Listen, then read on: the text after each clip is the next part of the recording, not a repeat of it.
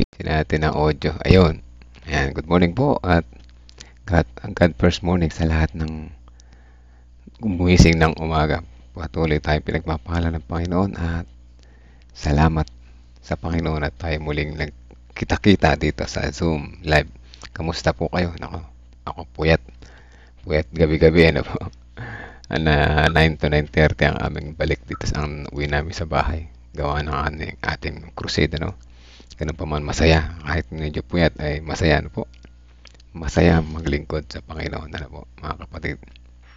Yan, sa mga gumising ng umaga, congratulations. Ibig sabihin kayo ay hinahanap yung Panginoon sa bawat umaga, ano po. Ating siya muling makakasama sa pamagitan ng ating devotional. At isa pa pala ay by January 1, hopefully January 1, ano, babalik na tayo sa dati nating setup. Si Pastor Nelvin na ulit yung mangunguna sa atin, ano po, sa ating devotional. Babalik na tayo kasi magdalala na siya ulit ng oras para sa atin. At ngayon ay tapusin lang natin December para doon sa CLPM kukunik tayo, ano. Sige po, balik tayo sa kanila. Open ko lang yung kanilang meeting.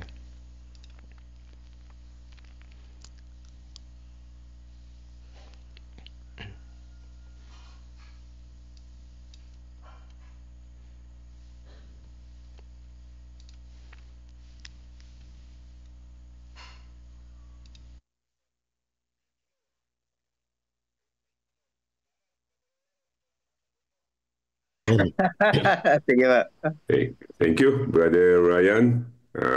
Maganda po yung unang patutuo niya na ang una niyang nalampasan ay ang gumising ng agang maaga para tunghayan ang kabutihan ng Diyos sa kanyang buhay. Well, mga kapatid, meron po dito sa ating mga nanonood sa ating pong online. Sabi po ni Sister Lucelle Magdael Canopin, God first morning po. God bless us all watching from Sitio Mataang, Barangay Kawag, Subic, Zambales. Mga kapatid, kung meron po kayong mga reflections regarding sa ating pong natunghayang patutuo at pag-aaral kahapon, pwede po kayo, kahit hindi po sa Zoom link, mag-comment lang po kayo sa ating comment section at ating pong babasahin sa mga portion na pagkatapos po na reflection dito po sa Zoom link. Okay? Sino pa po, mga kapatid, na mayroong mga reflection sa atin hong nakitang napakinggan na patutuo? Mr. Laudi, Opo, Jerry? bigyan natin ng daan hanggat walang nagre-raise ng hand sa ating Zoom participants. Gusto kong batiin ang mga nanonood, Pastor. Dito sa live natin, meron akong kilala dito, yung asawa ni Pastor Arnold Ortiz. Andito siya, si Sister Emeline Banatos Barangan Ortiz, ang nag-iisang mahal na asawa ng ating direktor ng NELM, Northeast Luzon Mission. Shout out dyan, mga kapatid. Salamat sa inyong pagsubaybay sa amin dito at pananalangin. Ganon din si Ate Naring Manlungat, ang kapatid po ni Pastor Mangiliman. Good morning po sa lahat, ang sabi niya. Salamat po. Meron pa ako nakita dito si Sister, nalimuasan na yun, Villasencio. Ayan. Nawala na yun. Ay, hindi pala, nawala. Parang nawala na. Ayan. God first morning po, Pastor. God bless us all. Watching from Sitio Matatag. Ayun, say pala yun. Pala bumati nun. Sige po, salamat po. At si Pastor Heber Bacolod. Si Pastor Heber Bacolod, Pastor, kilala mo ba yan? Siya po ay ang stewardship director, kung hindi po ako nagkakamali. Yan po sa Mindanao. At patuloy po sinusubaybayan din tayo, Pastor. At meron po tayong mga ka-God First Morning doon. At ganun din, meron din po tayong mga ka-COP doon. No? Mga nagsi-COP na rin po sila doon. At mga kasama natin sa ating pag-advocate nito. Magandang umaga, Pastor Heber Bacolod. Okay, ganun din kay kapatid na Jefferson Necesito. God first morning po, mga kapatid. At kay Sister Lorena Tonggol Manoos, happy God first morning po. Kapapasok lang po nila sa... Okay. tutuloy na po natin. Baka meron po kayong mga reflections. Pagkatapos po, babati muli tayo. Meron po ba kayong mga reflections, mga kapatid? Baka si Brother Raybert. Brother Esmin, baka gusto mag-testimony. Maganda na siguro ang boses niyan. Mababang mababa. Okay. Brother Esmin, malakas na ba ang loob mo? Ayun. Wala pa po, Pastor. Medyo sumasarida pa po. Okay. Okay, sabi ni Sister na rin, Pastor Jerry, dito sa ating pong Facebook Live, pakibati din po si Brother Edmond from Singapore, sabi dito. Nandito na siya sa Zoom participants, Pastor. Si Edmond po, nandito siya. Nandito na, pero si atin na rin ang nagsabi na pakibati din po si Edmond Sabio. Well, mga kapatid, meron pa po ba ang gustong maglaan ng kanila pong reflection? Yan si Pastor Cyrus Venida, ang newly ordained pastor po natin ng Central Luzon Provinces Mission. Baka meron kayong gustong sabihin, Pastor. Ito'y aktibo sa pagpupulong ng mga ministro at pamilya ng year-end program sa AUP. Sabi po ni Sister Jocelyn Kahombe Eder, God is good all the time. Happy God First Morning po. Siguro, Pastor, panoorin muna natin itong isang video habang naghihintay sila. Okay. Video from the General Conference Stewardship Ministries Department. Explaining, pinapaliwanag po dito ang ibig sabihin ng COP at paano po natin niya-handle ang Combined Offering Plan. Salamat po, ating pong panoorin. The Seventh-day Adventist Church stands as a prophetic movement established by God at the right time to restore biblical truths and prepare humanity for Jesus' second coming. Undoubtedly, the Church's mission and widespread presence in 212 out of the 235 countries and territories worldwide can be attributed in part to its well-organized structure and the disciplined and responsible management of its financial resources. A rigorous budgeting system informs the allocation of funds, enhancing efficiency in supporting the mission. At the same time, a robust auditing system contributes to transparency and accountability, checking whether funds were spent according to policy and providing regular reports about each institution's financial practices. However, developing accountability and transparency is not only the responsibility of treasurers and auditors. The effectiveness of this vital process also depends on the way we return tithes and offerings and the importance we attribute to receipts after we give. Receipts are not only our right to have, they are our duty to expect. But obviously, receipts can only be provided to those who identify themselves in the real or virtual tithe and offering envelopes. For this reason, tithes and offering envelopes should be widely available in Adventist churches.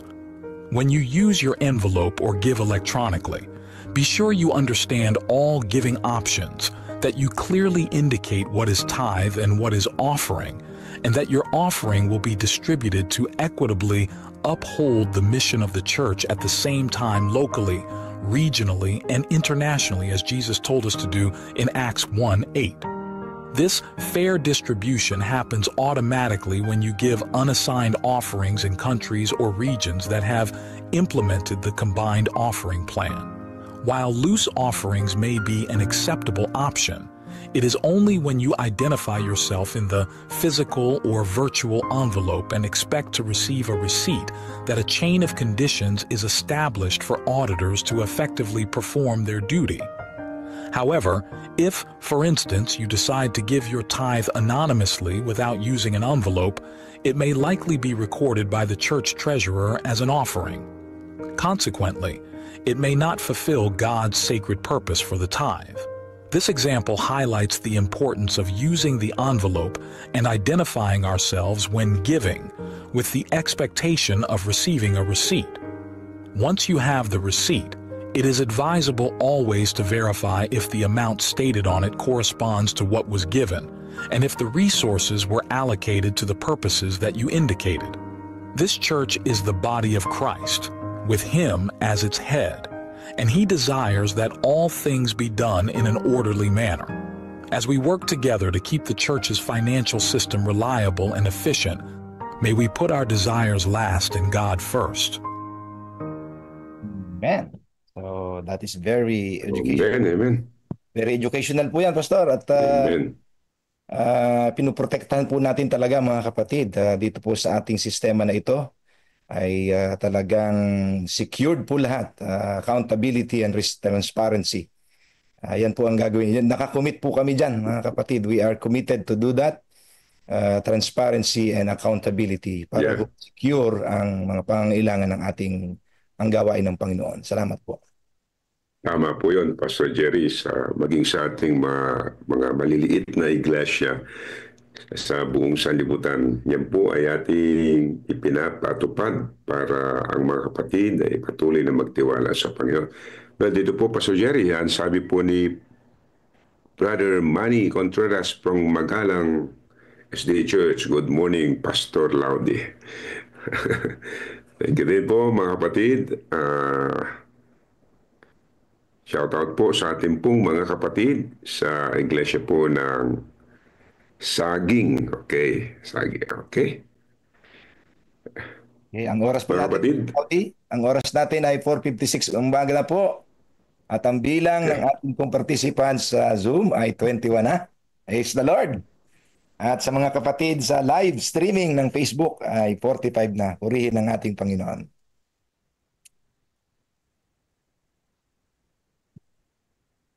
Okay, mga kapatid, tayo po ay magpapatuloy at panahon pa rin po para magbigay po kayo ng inyong mga reflections, mga testimony at marahil doon po sa ating napanood na video, meron po kayong gustong emphasize sa bagay na yon. At sa ating po napag-aralan kahapon ng umaga. Meron pa po ba mga kapatid? Sister Esther po, Joy. Sister Esther. Ito, nagtaas po ng kamay si Sister Esther Joy Mercader. Sige po, kapatid. Good morning po, Pastor. Good morning. Gusto ko lang din po i-share yung aking pong experience about sa COP. So simulan ko po napakinggan yan nung na-promote po siya ni Pastor Gatos nga rin po around April or March po sa amin pong district fellowship. Speaker din po namin doon si Pastor Efraim Parulan po sa Nagbunga, South Zambales po. And then, nag-start na din po ako na mag-COP din po noon.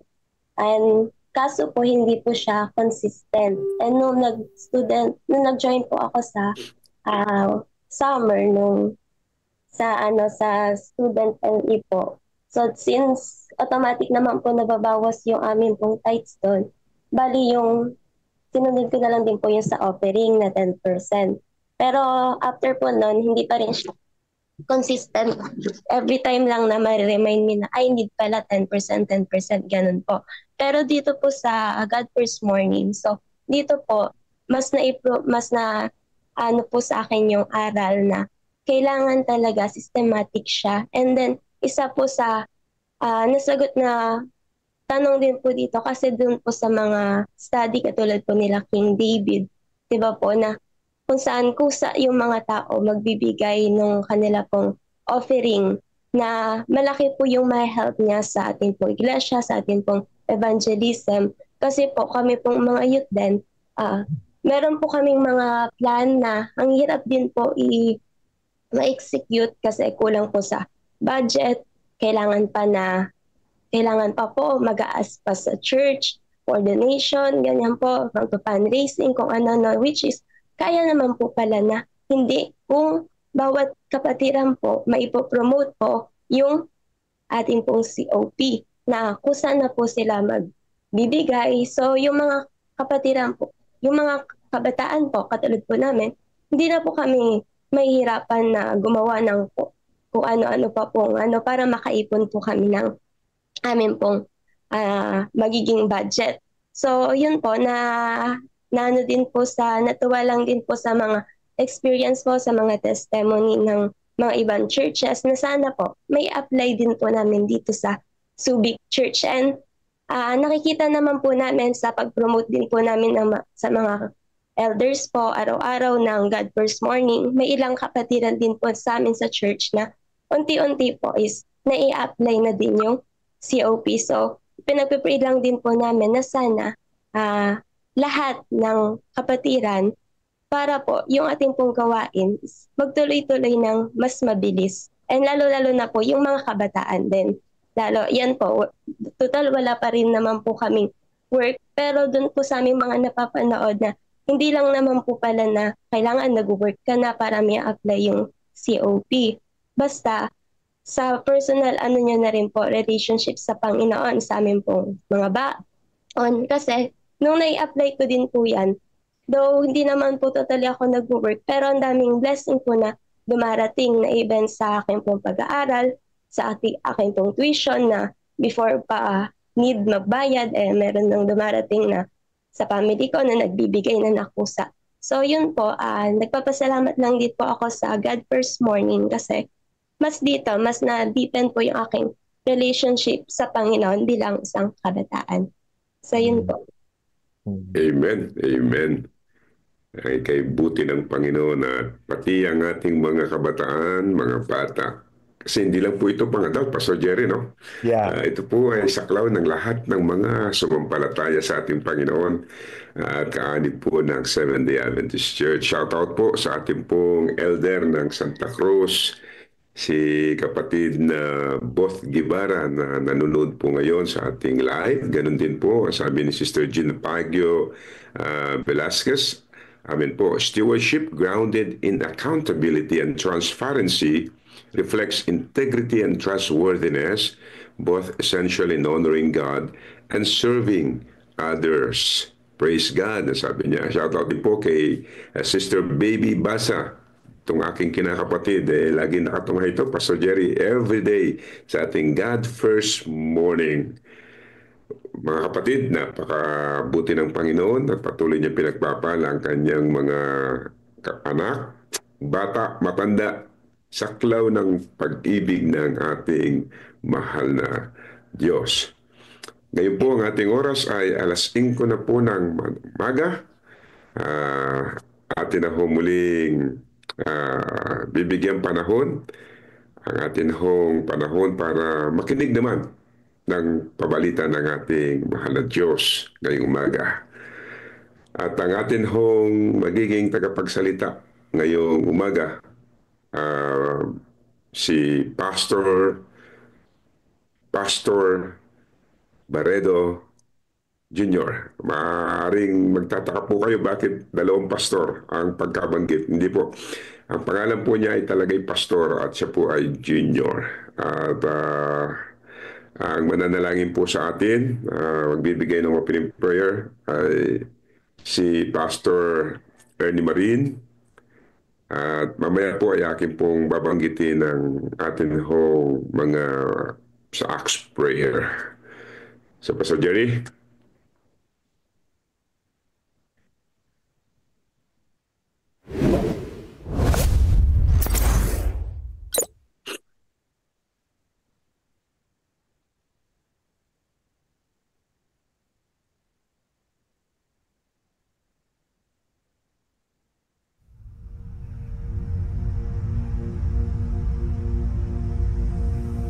After Jesus returned to heaven, his disciples remained with the awesome task of taking the gospel to the whole world. Filled with the Holy Spirit, these men and women proclaimed the message they had received with boldness and power, reaching out to all corners of the then known world. But it was not without great opposition, first from the Jews, then from the Roman state. Many Christians were faithful to the point of death, suffering torture and humiliation from cheering onlookers at the Circus Maximus and Colosseum in Rome and throughout the empire. However, the blood of the martyrs only paved the way for the further spread of the gospel. After years of persecution by the Roman emperors, one of them, Constantine, professed conversion to Christianity in 312 AD. Now Christianity became popular, but it resulted in many pagan practices and symbols entering the church, particularly in Rome. The Bishop of Rome assumed more and more power and authority and began to oppose and oppress all who recognized Jesus alone as the head of the church and who accepted the Bible alone as the supreme authority. To escape this increasing persecution, God's true people withdrew to the wilderness areas of Europe. In northern Italy, the Waldenses took refuge in the mountains. While many were slain, the light continued to shine in the darkness. God was still in control, and he began to raise up men like Wycliffe, Huss, Tyndale, Luther, Calvin and Zwingli to stand for his truth. They stood for the Bible alone, faith alone and Christ alone. In 1798, in fulfillment of Bible prophecy in the book of Daniel, the religious and political supremacy of the Roman Church was temporarily reduced when General Berthier removed Pope Pius VI from his throne. Consequently, in the decades that followed, there arose a great awakening of interest in the prophecies of Daniel, and many were convinced Jesus was soon to return. In the United States, the Baptist preacher William Miller was joined by hundreds of other preachers in their expectation of the return of Jesus in 1844. However, when Christ did not return in 1844, further Bible study led a small group to discover that Christ's ministry in the heavenly sanctuary was an explanation for their great disappointment. They discovered that the Bible taught that the seventh day was the Sabbath that Jesus had set aside for his people. Slowly they came to understand that their mission was to preach the three angels' messages of Revelation 14. Their goal as Seventh-day Adventists was to preach with power the everlasting gospel and to prepare the world for Christ's return.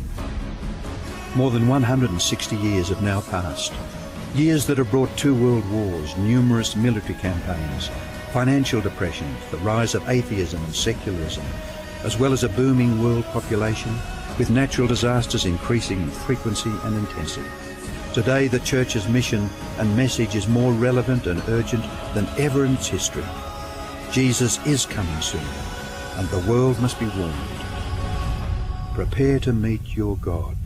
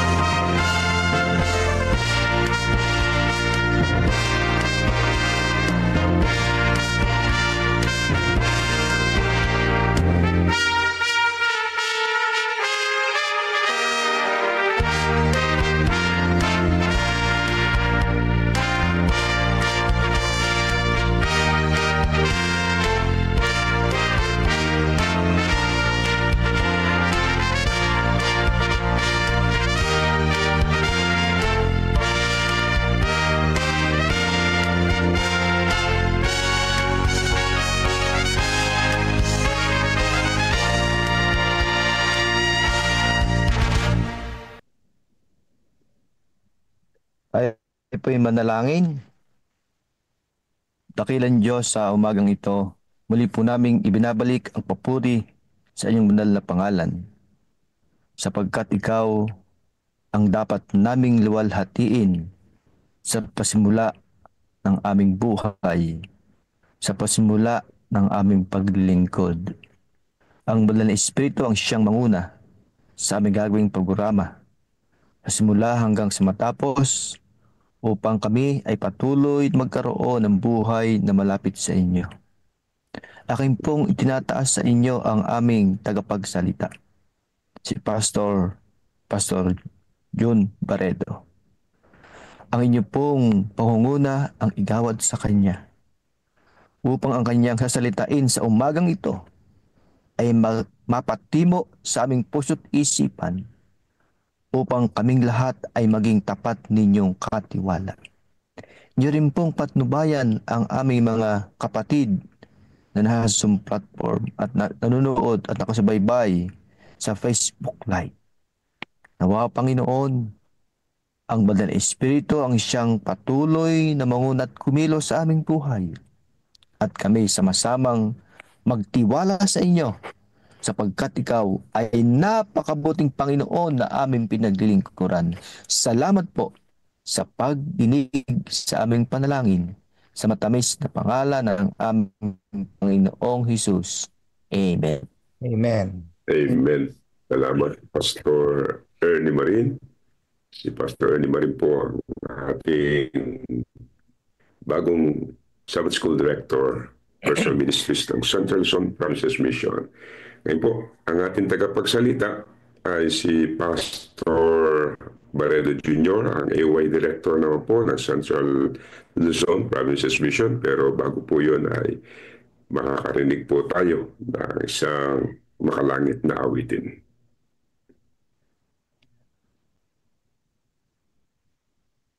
Pastor Laudi. Yeah, instead of awit ay yung history ng COP ang ipe-play, ha? Okay, sige. At the right time and with a solemn purpose, the Adventist movement was raised as a fulfillment of biblical prophecy to prepare the world for the second coming of Christ. Its divine mission is to proclaim the everlasting gospel to every nation, tribe, tongue, and people, telling them to fear God and give glory to Him because the hour of His judgment has come. All who dwell on the earth should also be invited to worship God as the creator of heaven and earth, the sea and springs of water. In Acts 1:8, Jesus indicates 3 geographic segments that must be reached by this missionary endeavor: Jerusalem, all Judea and Samaria, and to the end of the earth. Since the beginning, the Church's pioneers understood that this enormous task could not be accomplished by one individual or by fragmented and disconnected church unities. They knew that the only way to achieve this objective was by emulating the Apostolic Church, being and working with one accord, and having all things in common. So, to reach every nation, tribe, tongue, and people, they organized the remnant of the Advent movement as the Seventh-day Adventist Church, where missionary strategies are decided not by one mind, but collectively through committees. Its members are elected by the whole body, and all resources, the tithes and offerings, are gathered in one place and distributed equitably, following collective decisions and strategies according to the biblical storehouse principle. This unified effort is crucial to the accomplishment of this end-time commission to illuminate the whole world with the everlasting gospel before Jesus comes. And how are our offerings distributed so that every nation, tribe, tongue, and people can be invited to fear God and worship Him as Creator? In 2002, the World Church suggested the combined offering plan, which is already adopted by 12 administrative regions or world fields.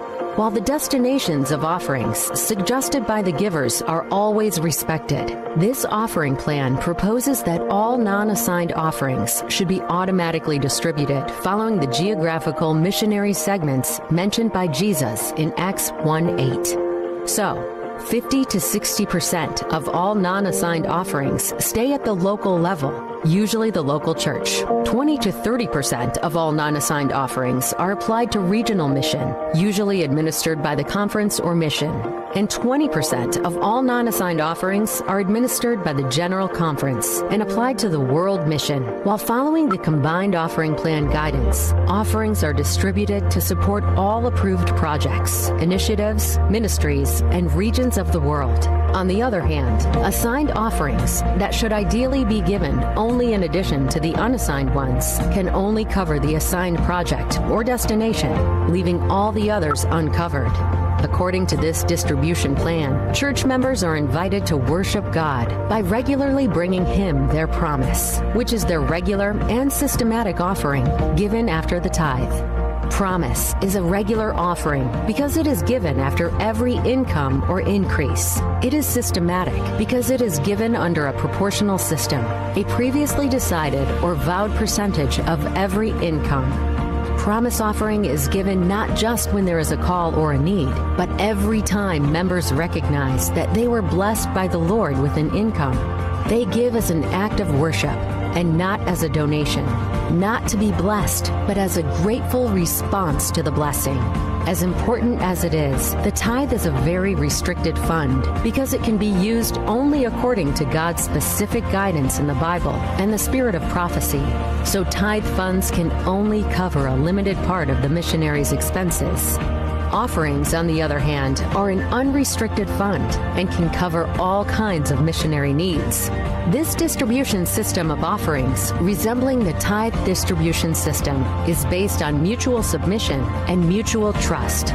It will allow our missionary work to receive an uninterrupted flow of resources that will be regulated by God Himself as He keeps blessing His people financially. By giving promise, non-assigned regular and systematic offerings, or by distributing your offering according to the pattern suggested by the combined offering plan, you are providing the necessary leverage that will bring the everlasting gospel to every nation, tribe, tongue, and people. And this gospel of the kingdom will be preached in all the world as a witness to all the nations, and then the end will come.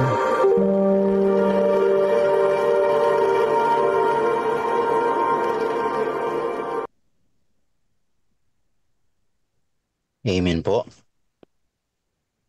Isang mapagpalang God first morning po sa ating lahat. Mga ginigiliw po naming mga kapatid, mga kaibigan, at ganoon din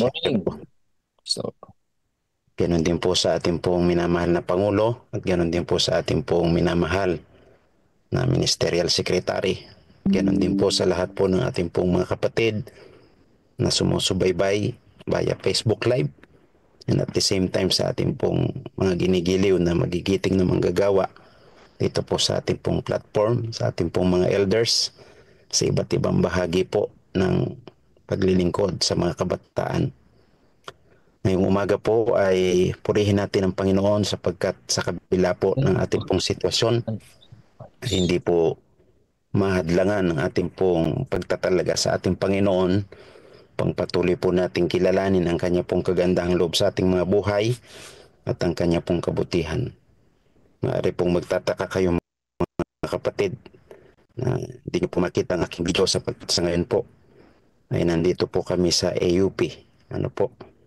At sa bahaging ito ay nandito po ako sa isang lugar na tahimik at madilim. Kaya ang aking pong video ay hindi nyo po masisilayan. Pero clear naman po ang aking pong boses. Yes, naman po yung mga kapatid. Clear naman, Pastor. Po. Sa video po nating napanood ay nakita po natin ang kagandahang loob ng ating Panginoon na patuloy pong lumalagos sa bawat puso ng mga taong nagtatalaga sa Kanya pong banal na kalooban. Na sa pamamagitan nito ay nasilayan po natin ang mabilis na paglago at pag-usbong po ng banal na gawain ng ating Panginoon sa pamamagitan po ng katapatan ng puso ng ating mga kapatid. At ganoon din po tayo, siyempre mga minamahal kong mga kapatid, na kapag patuloy po nating niyakap ang pag-ibig ng Diyos sa ating mga buhay sa pamamagitan po ng ating katapatan, hindi po magtatagal, sabi nga po sa video nating napanood, tayo po ay uuwi na doon po sa langit na bayan. Amen? Sa bahagi po ng aking pong topic na naatas po sa akin, ay meron pong pamagat ito ng only way to manifest gratitude. At sa umagang ito ay napakaiksi lamang po ng ating pong pag-uusapan. Pero meron pong mga mahalagang punto na ipinapakita ito sa ating mga puso, mga kapatid, kung paano po tayo patuloy na magtalaga sa Panginoon, at ganun din mga kapatid, kung paano pong ating mga puso ay patuloy na bubukal sa pamamagitan ng Kanya pong biyaya upang tayo po ay patuloy na makadama ng isang katapatan sa ating pong mga sarili. Bago po tayo lumawig sa ating pong pagtatalakay ngayong umaga, ay tayo po muna yumuko at manalangin. Mapagpala po naming Diyos, salamat po sa isang magandang pagkakataon na patuloy niyo pong hinuhubog ang aming mga puso sa isang layunin ng tapat na paglilingkod. Sa umagang ito, Panginoon, patuloy po kami hingi ng inyong pong presensya, igawad sa bawat isa sa amin sa bahagi ng aming pag-aaralan, ay patuloy po naming maranasan ang kapayapaan ng banal na Espiritu, at ang diwa ng bahagi ng aming pag-aaralan ay patuloy pong lulubog sa aming pong mga puso. Ito po'y lalago, Panginoon, upang kami patuloy na maging tapat sa inyo pong banal na panawagan, at ganoon din sa pagtatalaga sa inyo pong banal na gawain. Salamat po, Panginoon, na kayo pong aming mararanasan. Ito pong aming dalangin sa matamis na pangalan ng aming pong Panginoong Yesus. Amen. Sa bahagi po ng ating pag-aaral ay yung pong only way to manifest gratitude, mga ginigiliw kong mga kapatid, mga kaibigan at mga taga-subaybay, ay nais ko pong maisalin ito sa wikang Tagalog na ang tanging paraan upang maipakita ang pasasalamat. Kung titingnan po natin, mga minamahal kong mga kapatid, sabi po dito sa ating readings, ang Panginoon ay hindi nangangailangan ng ating mga handog. Hindi natin siya mapapayaman o ng kahit anuman sa pamamagitan ng ating mga kaloob. Sabi ng isang mga awit, sabi po niya, ang lahat ng mga bagay ay mula sa iyo at mula sa iyo rin kami makapagbibigay. Gayunman, pinapahintulutan tayo ng Diyos na ipakita ang ating pagpapahalaga sa kanyang mga biyaya sa pamamagitan ng mga sakripisyong pagsusumikap upang maipamahagi ang mga biyayang iyon sa iba. Ito lamang daw po ang tanging paraan na maaari nating ipakita ang ating pasasalamat at pagmamahal sa Diyos. Wala nang ibang paraan na kanyang itinalaga.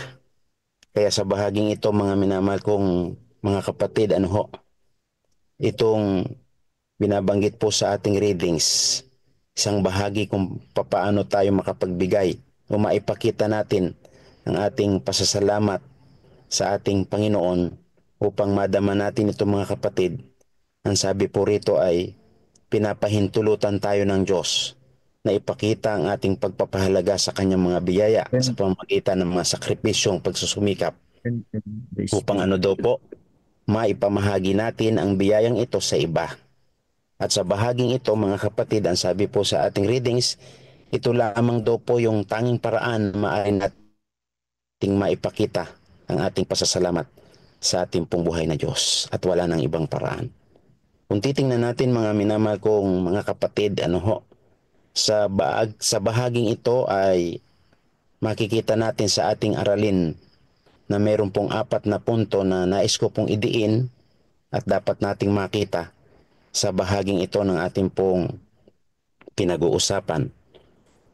Una po, mga kapatid, yung tanging paraan upang maihayag natin ang ating pasasalamat sa Diyos ay gustong makita sa atin ng Panginoon sa bahaging ito, yung pagpapalakas ng pagmamalasakit sa kapwa. Yun daw hong pagpapahayag ng ating pong tanging paraan upang maipakita natin yung ating pasasalamat sa Panginoon ay magkaroon tayo ng malakas na pagmamalasakit sa ating kapwa.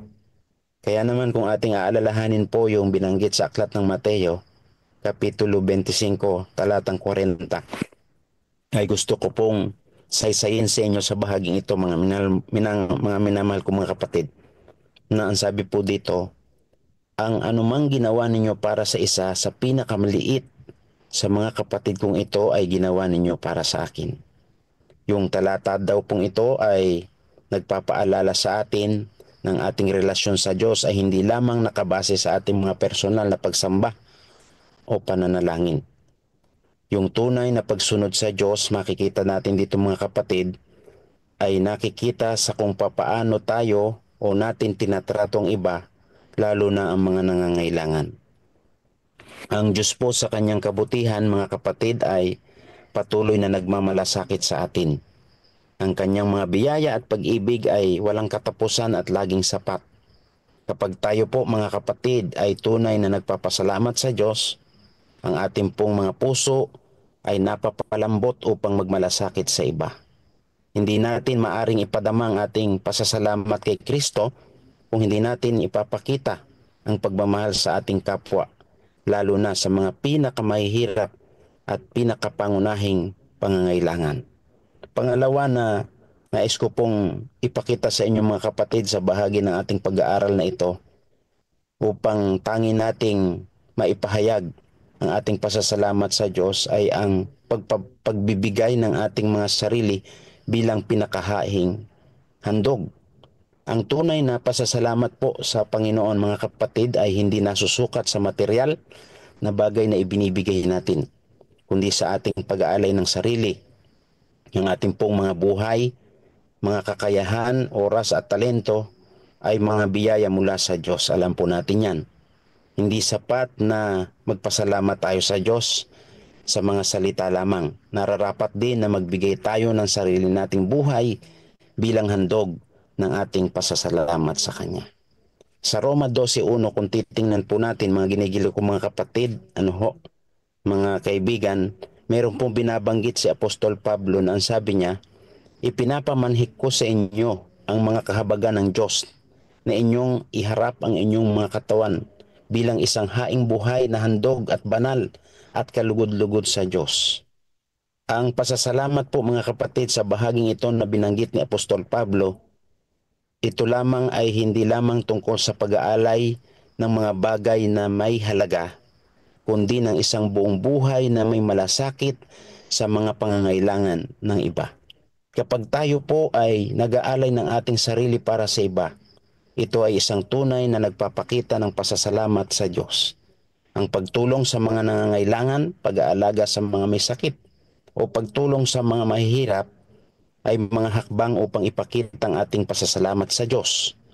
Kapag ang ating mga puso, mga kapatid, ay puno ng pasasalamat, ang ating mga mata ay nakatutok hindi lamang sa ating sariling pangailangan, kundi sa mga pangangailangan ng iba. At pangatlo po mga kapatid, na nais kong idiin sa ating aralin sa bahaging ito ng ating pag-aaral, yung tanging paraan upang maihayag po natin ang ating pasasalamat sa Diyos ay ang pagmamalasakit sa iba bilang tugon sa pagmamahal natin sa Diyos. Ang Diyos po ay hindi nagmamahal sa atin upang maging makasarili tayo. Sa katunayan, ang kanyang pagmamahal sa atin ay nag-uudyok sa atin na ibahagi ang kanyang pag-ibig sa iba.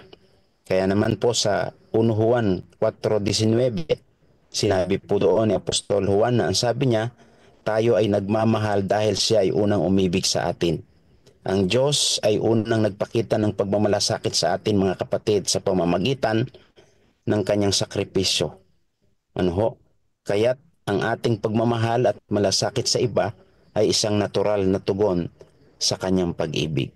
Yung pong pagmamalasakit sa iba ay isang pagpapatunay mga kapatid na tayo po ay tunay na natututo sa ating tagapagligtas. Si Jesus ay laging nagmamalasakit sa mga pinabayaan ng lipunan. Yung pong mga mahihirap, mga may sakit at mga makasalanan, bilang mga tagasunod ni Kristo, tinatawagan tayo na ipakita po natin ang ating parehong malasakit. Kung ang ating pasasalamat kay Kristo, mga kapatid ko, ay tapat at mula sa puso, ito po ay magdudulot sa atin ng pagnanais na ipakita ang kanyang pagmamahal sa lahat ng tao. Hindi lamang sa mga malalapit sa atin, mga kapatid, kundi pati na rin sa mga hindi natin kilala o sa mga hindi natin o hindi makapagbigay o hindi makapagbibigay ng pagbalik ng isang positibong bahagi ng pamamaraan sa ating pong buhay. At pang-apat, mga kapatid, yung tanging paraan upang maihayag natin ang ating pasasalamat sa Diyos ay upang mapalago ang iglesia, at komunidad. Kaya ang ating direksyon, mga kapatid, sa bahagi ng ating teritoryo ng CLPM ay tinatawag ng ating mahal na Pangulo na Missional Church. Kinakailangan yung ating puso ay maging ganun po ang direksyon, samantalang tayo po ay nagtatalaga sa ating pong Panginoon. Ang tunay na pasasalamat natin sa Diyos, mga kapatid, ay kinakailangang nagdudulot ng isang komunidad na hindi makasarili, kundi handang magtulungan at magmalasakit sa bawat isa. Kaya doon po sa aklat ng Ikalawang Korinto, Kapitulo 9, talatang 7, sinabi rin po ni Apostol Pablo na ang bawat isa ay magbigay ayon sa ipinasya ng kanyang puso, hindi ng malungkot o dahil sa pamimilit, sapagkat ang sabi po doon ay iniibig ng Diyos ang nagbibigay ng masaya. So sa bahaging ito, ang ating pagbibigay at pagmamalasakit sa iba ay nagiging isang malusog na bahagi ng komunidad ng mga mananampalataya. Yung ating pong simbahan, mga kapatid, ay tinawag upang maging isang komunidad na nagmamalasakit sa isa't isa. Hindi ito komunidad na puno ng inggit, pagkamuhi o makasariling hangarin.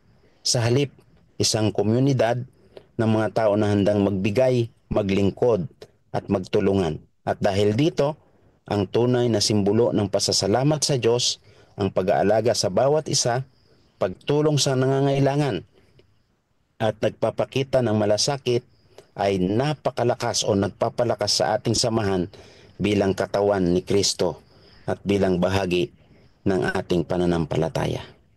Kaya naman, mga kapatid, makikita natin sa bahagi ng ating pag-aaral, ang pagiging makasarili ay isang natural na bahagi ng ating makasalanang kalikasan. Yun po talaga, mga kapatid, kung titingnan natin yung background ng ating buhay. Ngunit ang Diyos ay tumatawag sa atin upang iisantabi po natin ang ating sariling interes at unahin ang interes ng iba.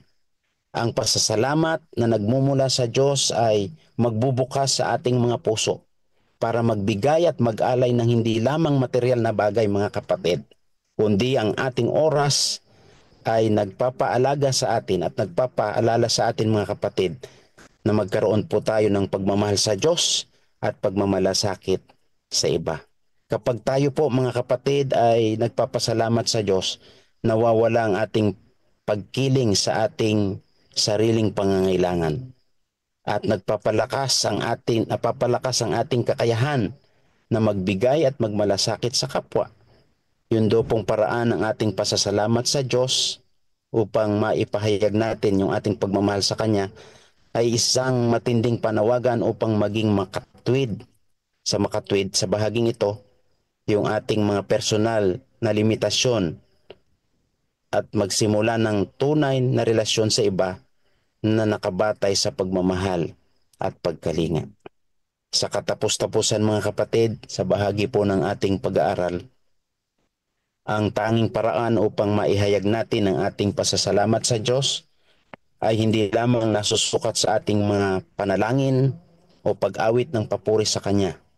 Ang tanging paraan upang tunay na maipakita ang ating pasasalamat ay sa pamamagitan ng pagmamalasakit sa ating kapwa, lalo na sa mga mahirap, mga inaapi at mga nangangailangan. Kapag tayo po ay tunay na nagpapasalamat sa Diyos, mga kapatid, ang ating puso ay magbubukas para sa mga pangangailangan ng iba. At ang ating buhay ay magiging daluyan ng pagpapala bilang isang mabuti at tapat na katiwala at magiging isang patutuo ng Kanyang pagmamahal at kabutihan. Kaya, mga kapatid, ang panawagan sa atin ang akin pong mensahe ngayong umaga. Sa bawat araw, ipakita natin ang ating pasasalamat sa Diyos sa pamamagitan ng ating malasakit sa iba. Naway magsimula tayo ng isang buhay na hindi nakatuon sa ating sarili, kundi sa pagpapakita ng pag-ibig at malasakit sa mga tao sa ating paligid at patuloy na ihahayag sa atin ng Diyos ang kanyang masaganang mga pagmamahal, pagpapala at biyaya. Sa umagang ito mga kapatid, ito po ang bahagi ng aking mensahe na nais ko pong dalhin sa inyong ngayong umaga, at harinawa ay patuloy tayong magpigkis sa isang tali ng paglilingkod at layunin ng Panginoon sa pamamagitan ng kanya pong biyaya at pag-ibig sa ating mga buhay. Pagpalain po ang bawat isa sa atin ngayong umaga. Ito po ang aking pong dalangin. Amen. Amen. Amen. Amen.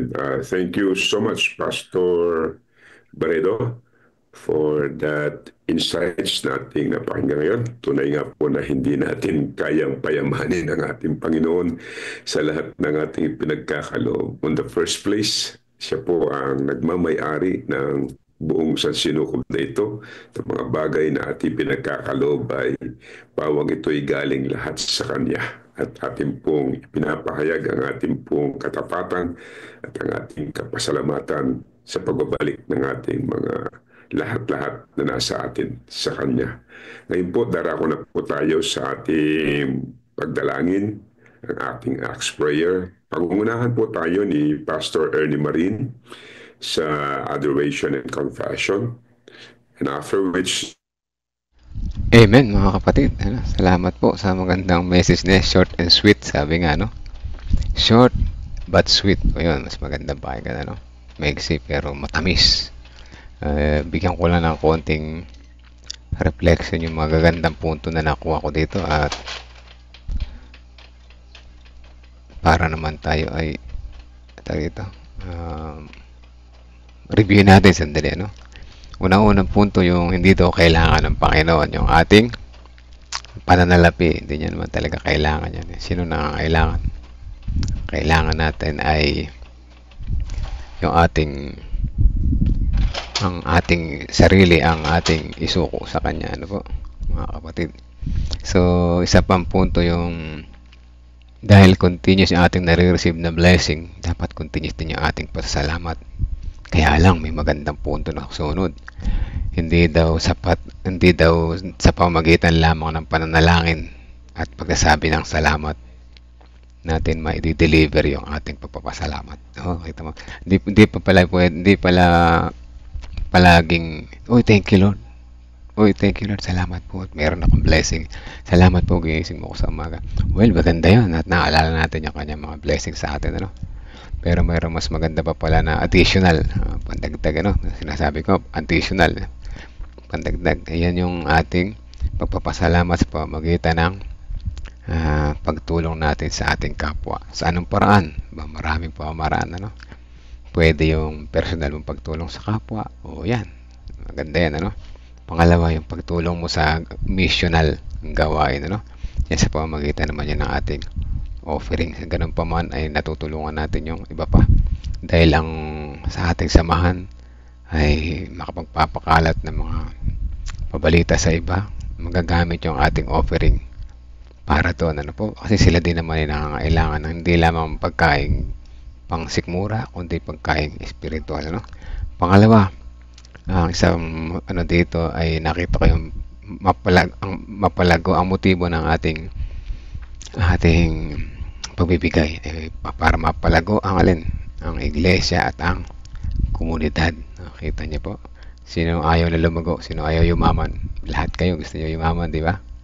Dapat ganun din yung ating iglesia at saka yung komunidad, ano po, nating sabay-sabay na palaguin. Alam niyo, pag nagbigay tayo, hindi naman yan wag natin isipin, ay malaki mawawala sa akin, no? Mas marami pa kasing darating, ano? Pero hindi yun dapat ang dahilan natin kaya tayo nagbibigay. Dahil pagbibigay natin ay ng ating unang oras, yan ang mahalaga sa Panginoon, ano? Yung ating oras, yung ating puso, bigay natin sa Panginoon. Kasunod na lang dyan yung bulsa. Pagka kayo tunay na nahipo na yung puso, ano po? Yan ang pinakauna sa lahat. Huwag nyo unahin yung bulsa, mga kapatid. baka kayo ay magkasala. Tingnan niyo muna yung sarili niyo na po. Ang aking buhay ay talagang naisuko ko sa Panginoon o bulsa lang. Mali naman pag ganun, ano? So, unahin yung puso. Ako ba ay tunay na nagpapasakop sa Kanya? O, di ba? Huwag materialistic kasi para natin binabayaran yung ating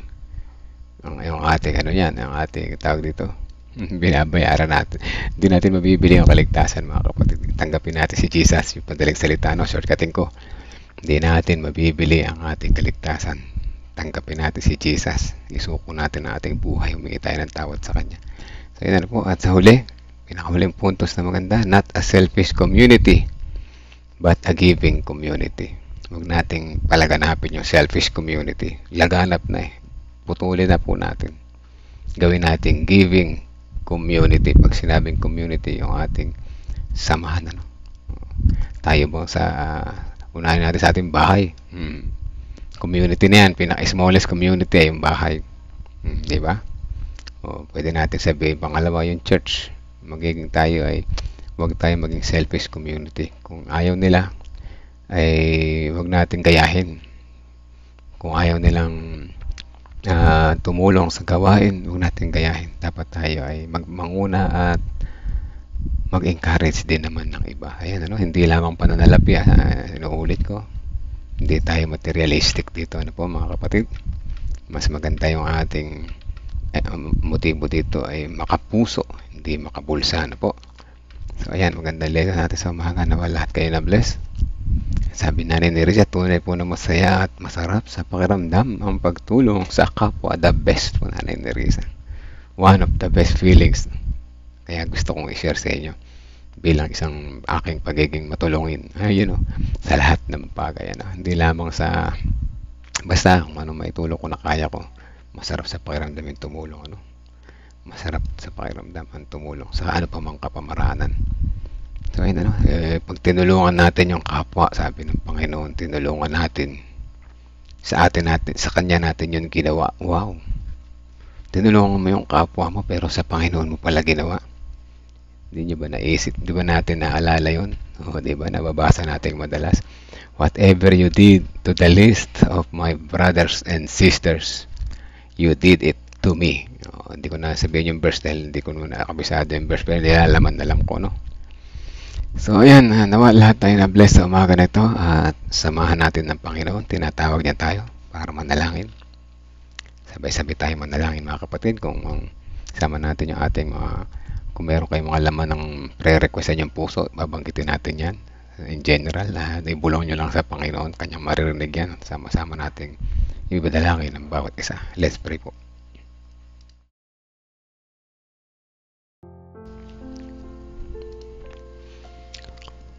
Amang banal na makapangyarihan sa lahat, sa umaga na ito, ang aming pasalamat sa pamamagitan ng pananalita at pananalangin ay muli namin binabalik sa iyo.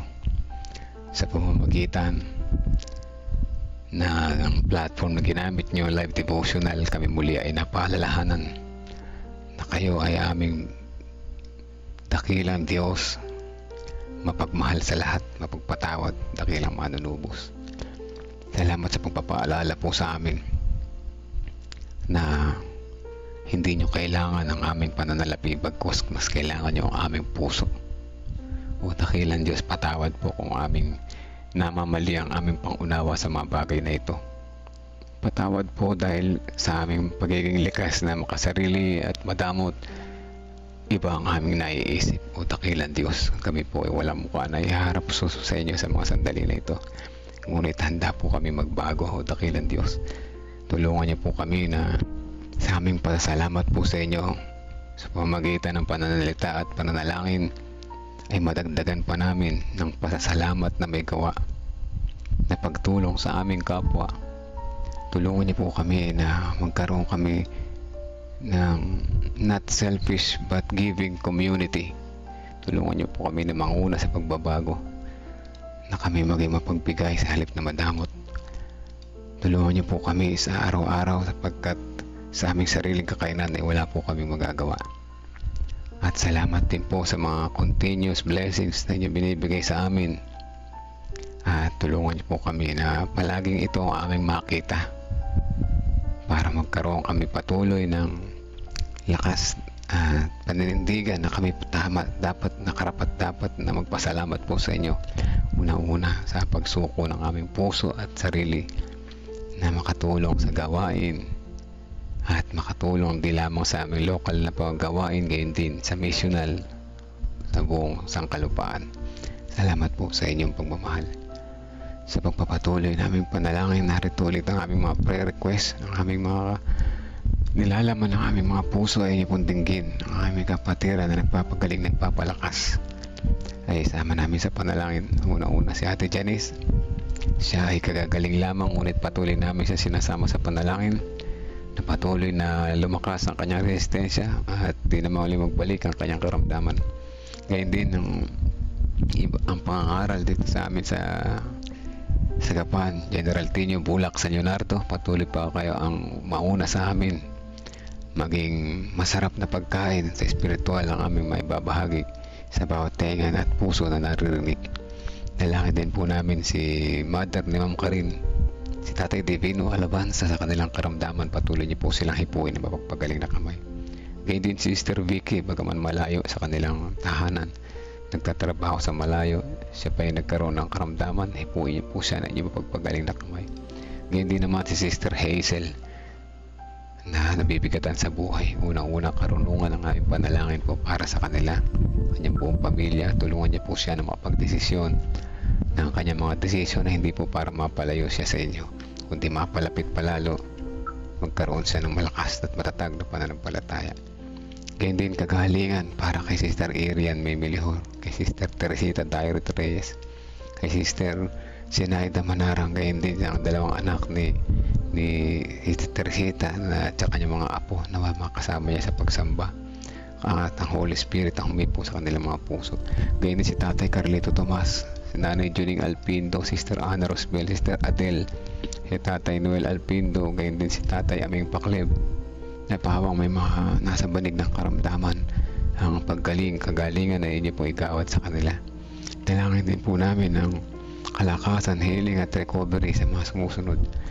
Kay Sister Dora Magana, Sister Nena Salazar, kay Sister Pining Eugenio Javier, John Pulcheng, Jinjin, Sister Risa Enriquez, Ate Esther Lopez, Marilita Renato Santos, Precious Cabasog, Princess Jorguina, sina Aris C, Ate Sally Sanchez, Janet Untivero, Gina de Guzman, Arturo at Erlinda Duque. O dakilan Diyos sa mga kapatiran na ito ay nasa banig ng karamdaman. Patuloy ng aming panalangin ay kagalingan, di lamang espiritual, kaya din sa kanilang physical na karamdaman. Kaya din ang mga naghihintay ng baby, kanilang munting anghel, sina Pastor Nelvin, Brother Kevin, Brother James, Brother Nico at ang iba pa. Dalangin din namin ang mga kapatiran na nakikinig ngayon. Patuloy namin nilalapit ang aming mga sarili at ang aming buhay sa maghapon na ito, kay nawa manguna sa aming puso at isipan sa aming paggawa. Kami po ilayo niyo sa anumang kapahamakan.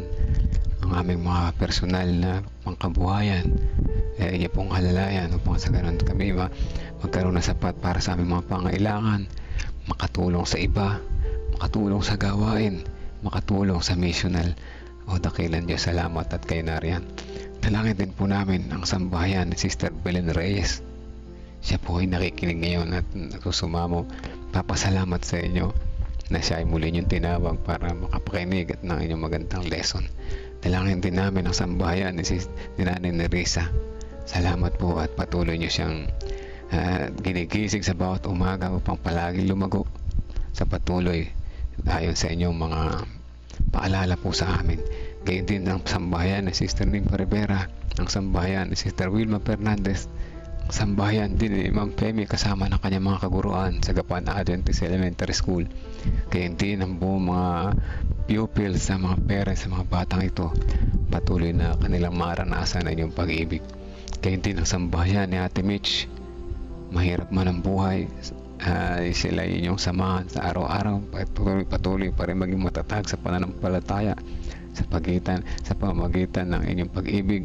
Madama nila lalo ang inyong mga blessings sa araw-araw at sila ay patuloy nyo samahan sa araw-araw na pamumuhay. Kaya din ang sambahayan ni Sister Elizabeth Erese, ang sambayan nila Kuya Arman. Sila ay nasa malamig na lugar, sila po ay bigyan nyo ng mainit na pangatawan upang sa ganun malampasan nila ang malamig na lugar doon. Gayun din sa ang sambayan ni Ate Lorna, ang sambayan ni Sister Imelda Liena, ang sambayan ni Sister Sweetie, kasama na yung kanyang anak na patuloy niya po siyang palakasin at karunungan na nagmumula sa inyo upang kanyang maiwasan ng mga bawal at gawin ang nararapat upang mas maging malusog ang kanyang pangatawan. At gayon din patuloy na sinasama namin ng sambahayan si Sister Marilyn Garcia at si Sister Juliet Barcibal at ang kanyang buong pamilya. Kasama na rin si Sister Shirley Rosacinto at si Sister Evelyn Sabato. Dakilang Diyos ang mga kapatiran po nito. Patuloy kami nagtitiwala po sa inyong pangako, sa inyong pag-ibig. Alam namin na kami ay magtatagumpay kapag kasama ka po namin. Salamat sa umaga na ito. Salamat sa pagdinig sa aming panalangin. Muli, patawad po kung saan po kami nasumpungan, nagkulang, nagkasala. In Jesus' name we pray. Amen. Amen. Amen mga kapatid.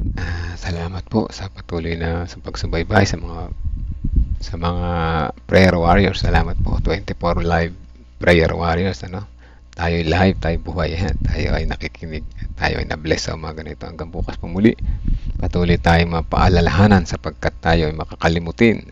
Patuloy tayong ma-revive dahil tayo minsan madalas mas tulog ang diwa sa mga blessings ng Panginoon, at patuloy tayong magpasalamat sa Kanya, hindi lamang sa pananalita at panalangin, kundi sa pamamagitan ng pasasalamat sa ating pagsuko ng ating puso at buhay sa Kanya. Maging panimula ng giving community, not the selfish community. Yan, God First Morning po sa ating lahat. Ang oras 5:51. Galaw-galaw tayo, mag-exercise muna bago kumilos, bago trabaho. Stress ng konti. Ayan, at kumain ng masustansyang pagkain. At yan, the best po yan. Habang kasama natin ang Panginoon sa ating paggawa, tayo ay patuloy na lalago at lalakas. Hindi lamang sa physical, gayon din sa spiritual. God First Morning po sa ating lahat.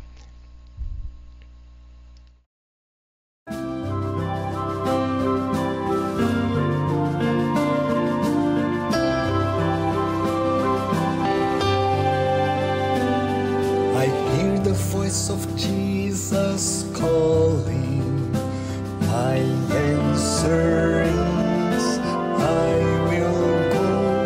I see the need of people crying. My answer is, I will go. I go to share the message of love. I go to share the blessed hope. But if I get discouraged, I call to Jesus' help, because I have this